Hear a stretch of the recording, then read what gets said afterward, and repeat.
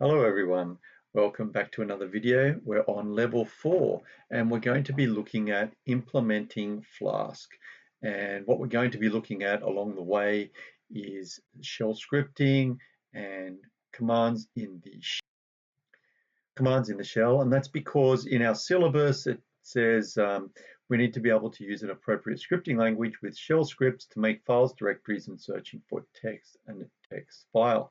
Now, as it turns out, when you use Flask, you need to use a different file structure to what we've been using previously. Previously, we've just had a completely flat file structure.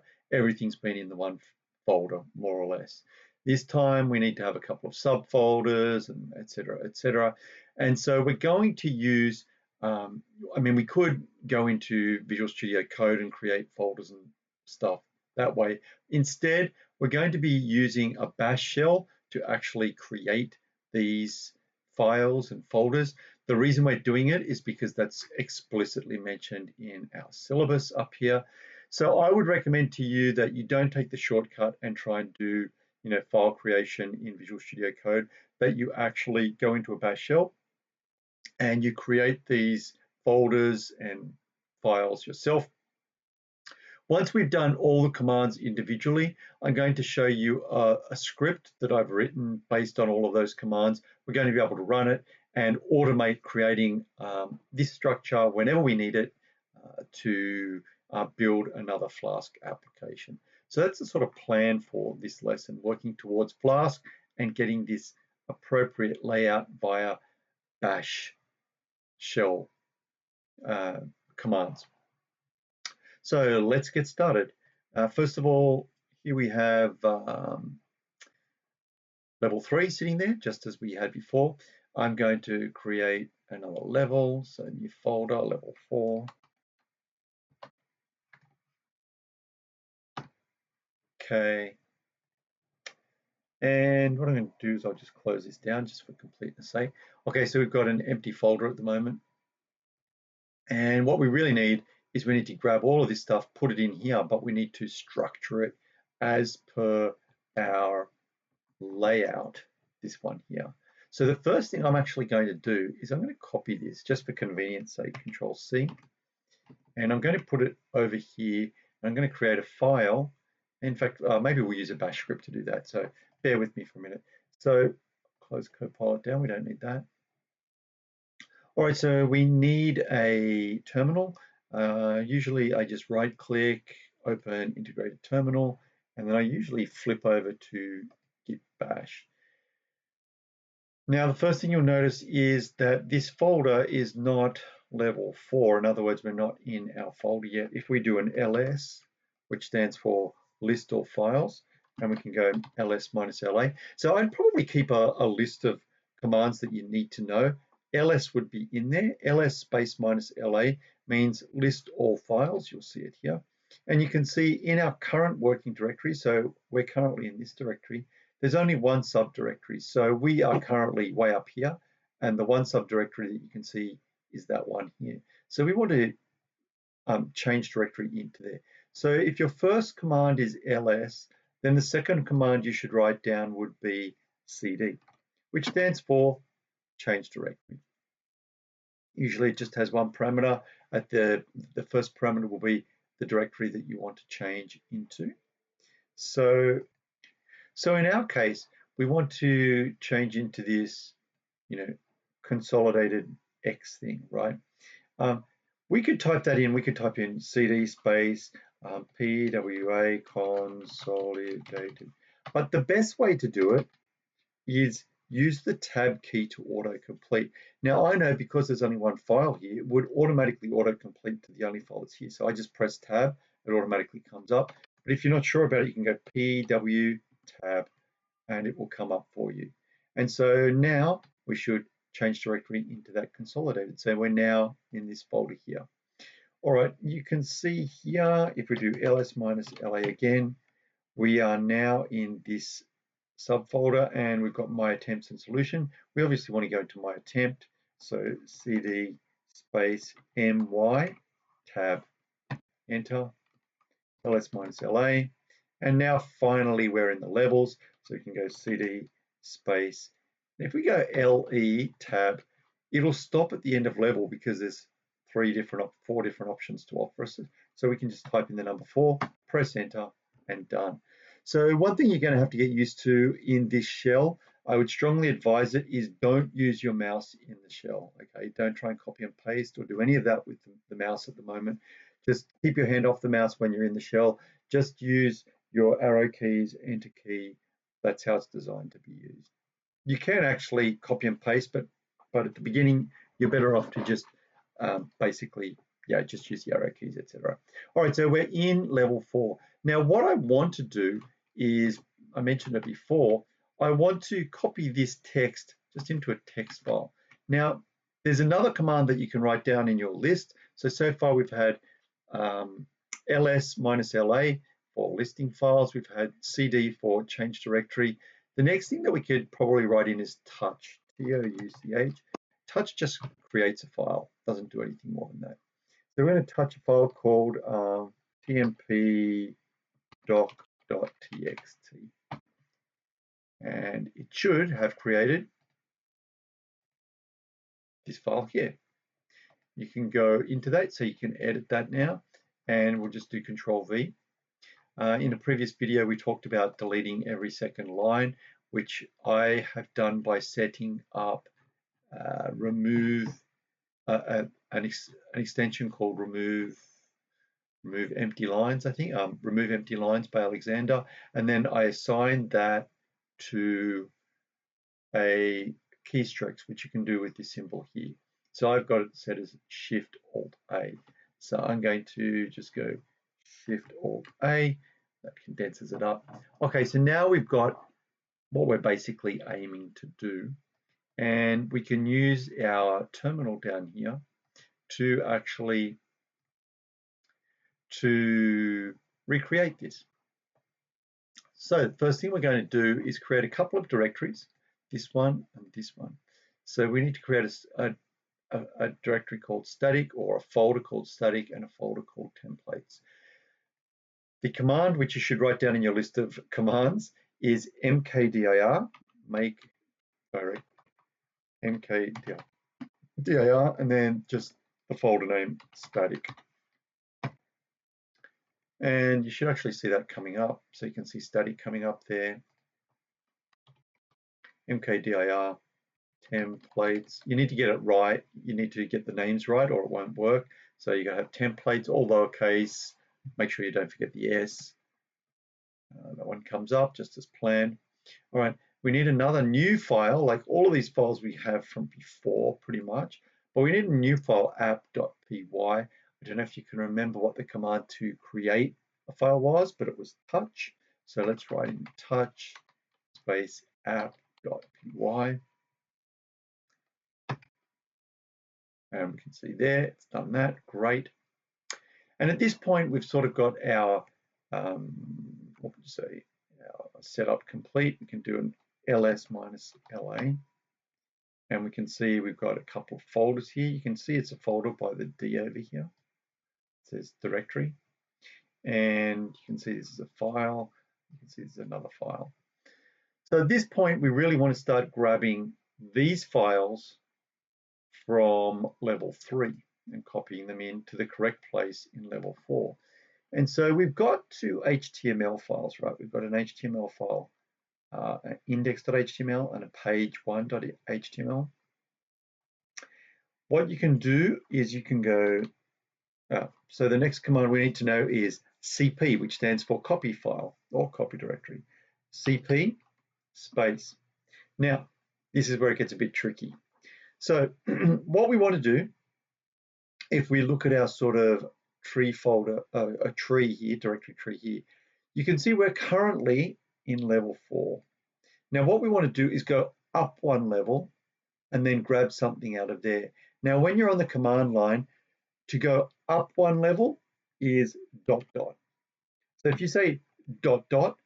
then in this particular instance, because we're in level 4, you'll be referring to my attempt, right? And then what we can say is level 3 slash, and we want to copy, what do we want to copy? we want to copy index.html. And where do we want to copy it to? Well, we want to copy it in the current directory and then go down into templates, right? The symbol for current directory is dot. So put that in your notes. The symbol for up one directory is dot dot. Symbol for current directory is dot. So dot slash level4 slash templates. And that's the destination. So this is the source, this is the destination. We press enter. Hopefully it should work. It didn't work. Why didn't it work? Because we're already in level 4. We don't need to do dot slash level 4. What it's complaining about is that there's no level 4 folder in level 4, which is perfectly correct. All right, so we need to recover from this. Up arrow, which means, write that in your notes as well. Up arrow on the keyboard brings up your last command. It's very, very useful. I used my arrow keys to move across, and I want to get rid of that level. Okay, so basically what I'm saying is grab the index file from level 3 and put it into the current directory and then templates, right? So in here. So let's try that. And it's worked, right? So index appears up there. Now we could do the same thing for page 1, right? We could go, if I press my up arrow, I could go over here.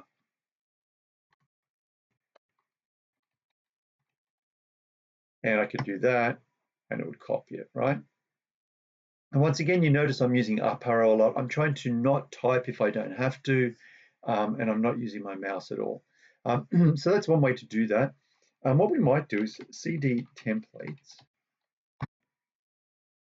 ls, and we can see I've got 2 files there. I'm going to remove them. So to delete a file, it's rm, and we have something called wildcards in the shell.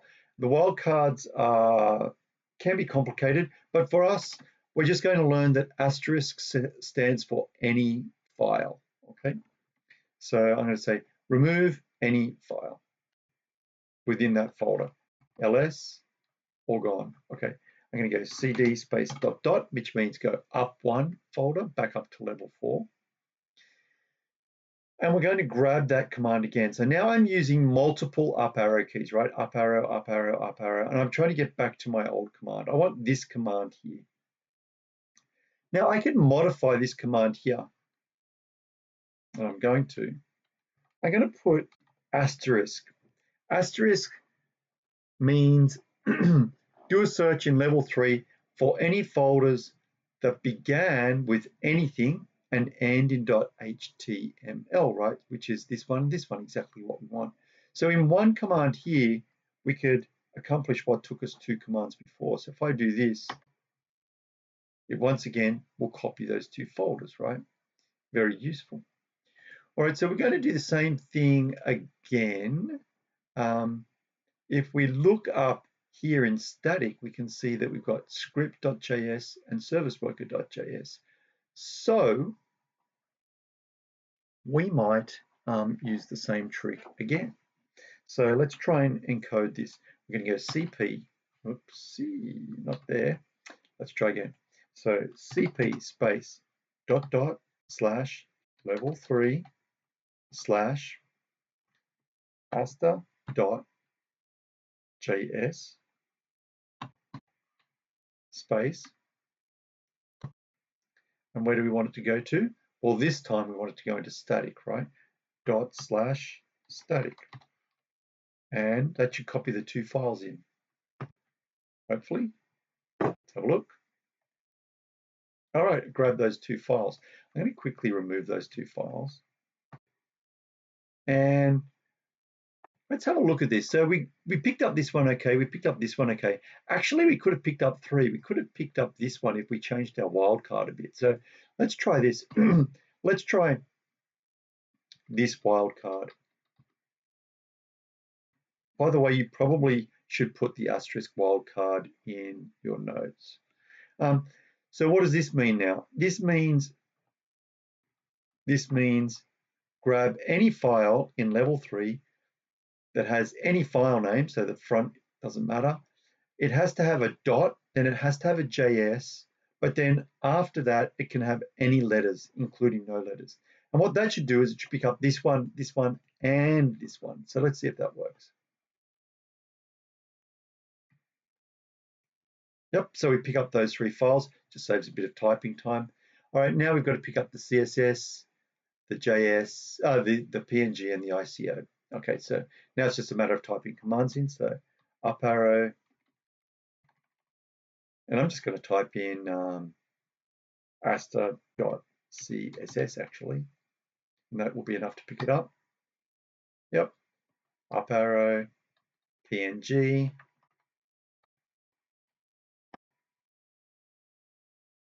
Yep, up arrow, ICO.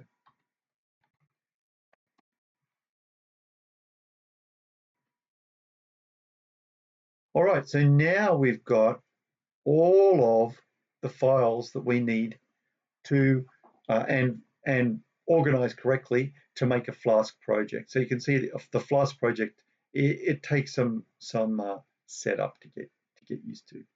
All right, so that's one way of doing things. Now, what I've actually done is I've created this file called setup.sh. It turns out that all of these commands that we type in here, they can all be scripted. And this is a scripting language that we can run in this shell. It's like a small, sort of a simple programming language that lets you carry out all these shell type commands, but it's really good with copies and make directories and folders and stuff like that. And basically, you can see here that you can ignore the first line. You can see here that it's got if statements. It's got variables. So it's a pretty decent programming language. And you can see here all my copy commands. You can see here that it's making folders and yeah, so on and so forth. It's basically doing everything that we just typed out. And what I thought I might do is show you how to run that. All right, so we're currently in level 4, right? And level 4 has multiple folders. Now, I think we discussed before that RM will delete everything in a folder, but it'll only delete by default, it will only delete the file. So if I was to type in at the moment, so say what I want to do actually is delete everything in level 4 and redo it using this setup, right? So if I typed in RM and then asta, right? Asterisk stands for all files. Then that would delete all the files in level 4 that aren't in subfolders. But what we can do, and we need to be very careful because it's a very powerful command, as long as we're in our subdirectory level 4, we can go -fr, and what R stands for is recursive, and that means basically go into all the subfolders inside level 4 and delete every single file and every single folder as well. So F stands for folder. So any files or folders in level 4. Now you've got to be really careful you are in the correct level, because if you were in the root, for example, it would just delete everything. If you're in your C drive and you type that out, it would happily delete every single file on the whole computer. So we are in the right place. We can run this command, press enter, and you should see level 4 empty out. ls. Try again.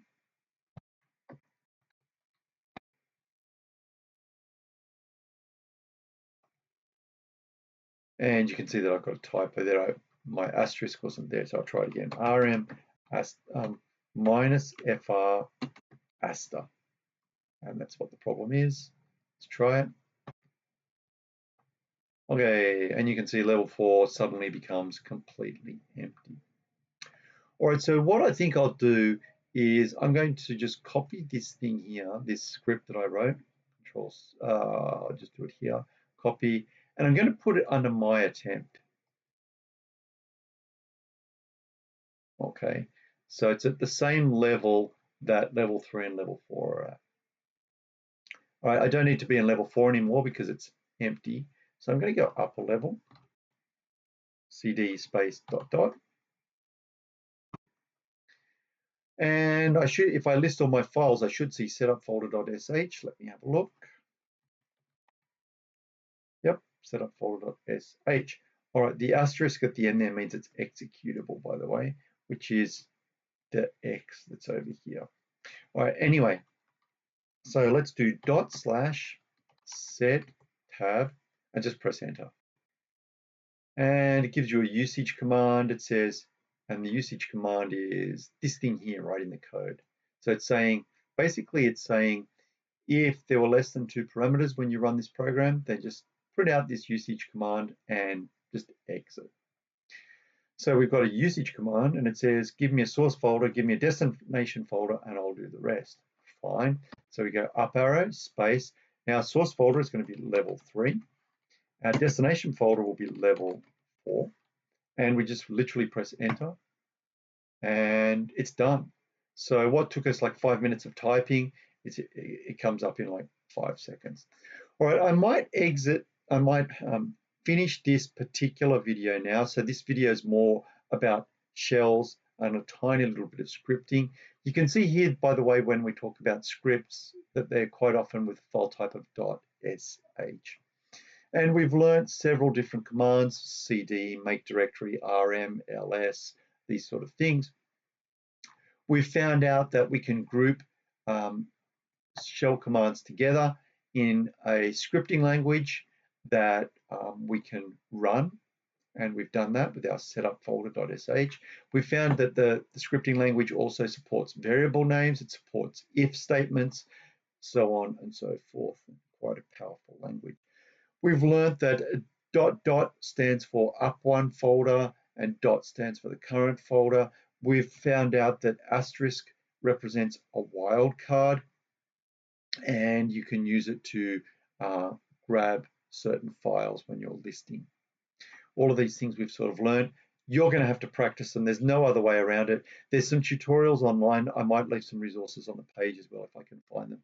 But I would advise you to go through this whole lesson, reproduce what I've told you, try and understand the commands that you're typing in, because they may well come up in, who knows, the HSC. I'll see you in the next video where we'll concentrate a little more on getting Flask to run. I'll see you in the next video.